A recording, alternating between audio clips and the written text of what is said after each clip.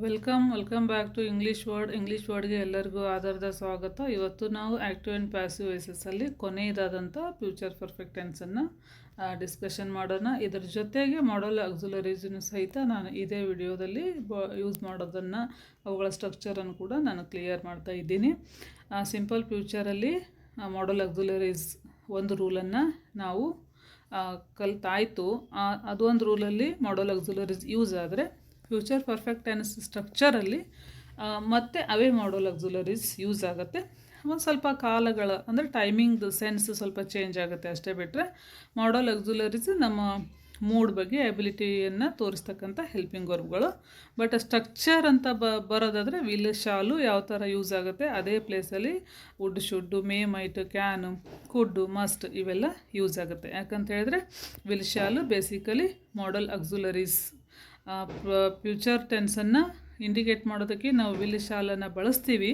But ಅವು ಏನಾಗಿರುತ್ತೆ ಮಾಡಲ್ ಆಕ್ಸಿಲರೀಸು ಕೂಡ ಹೌದು ಅಂತ ಹೇಳೋದಕ್ಕೆ ಇಷ್ಟಪಡ್ತೀನಿ. ಸೊ ಸ್ಟ್ರಕ್ಚರು ಸೇಮ್ ಸ್ಟ್ರಕ್ಚರು ಅವುಗಳಿಗೂ ಕೂಡ ಅಂತ ಹೇಳ್ಬಿಟ್ಟು ನಾನು ಇದರಲ್ಲಿ ಎಕ್ಸ್ಪ್ಲೇನ್ ಮಾಡ್ತಾ ಇದ್ದೀನಿ. ಫ್ಯೂಚರ್ ಪರ್ಫೆಕ್ಟ್ ಟೆನ್ಸ್ನ active voice rule, tense rule ನಾವು ಆಲ್ರೆಡಿ ಕಲ್ತಾಗಿದ್ದು subject will have V3 object. ಅದೇ passive voice rule object will have, ಅದ್ರ ಜೊತೆ ಬೀನ್ ಬರುತ್ತೆ, will have been V3 by subject. ಇದು ಬೇಸಿಕ್ ಸ್ಟ್ರಕ್ಚರ್.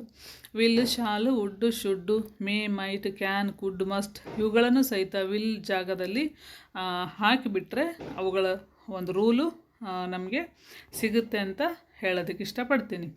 ಎಕ್ಸಾಂಪಲ್ಸ್ ನೋಡೋಣ. I will have finished the project will have bean finished by me. We will have baked the cake will have been baked by us. We will have built the new house will have been built by you. He will have started the company will have been started by him. She will have prepared the food will have been prepared by her. It will imitated the action as you done, the action will have been imitated by it as you done. They will have written a report, the report will have been written by them. ಇವೆಲ್ಲ ಏನು simple future perfect ಟೆನ್ಸ್ನ active and passive ವಾಯ್ಸ್ನ simple examples. ಈಗ ಕೆಲವೊಂದು ಆ modal ಆಕ್ಸಿಲರೀಸ್ಗಳನ್ನು ಬಳಸಿಬಿಟ್ಟು ಒಂದು 4 ಎಕ್ಸಾಂಪಲ್ಸ್ಗಳು ಇಲ್ಲಿದ್ದಾವೆ. You could have completed the task could have been completed by you.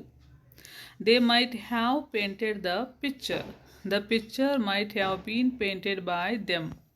Sheila might have read the story might have been read by Sheila. Next, he must have finished his work must have been finished by him.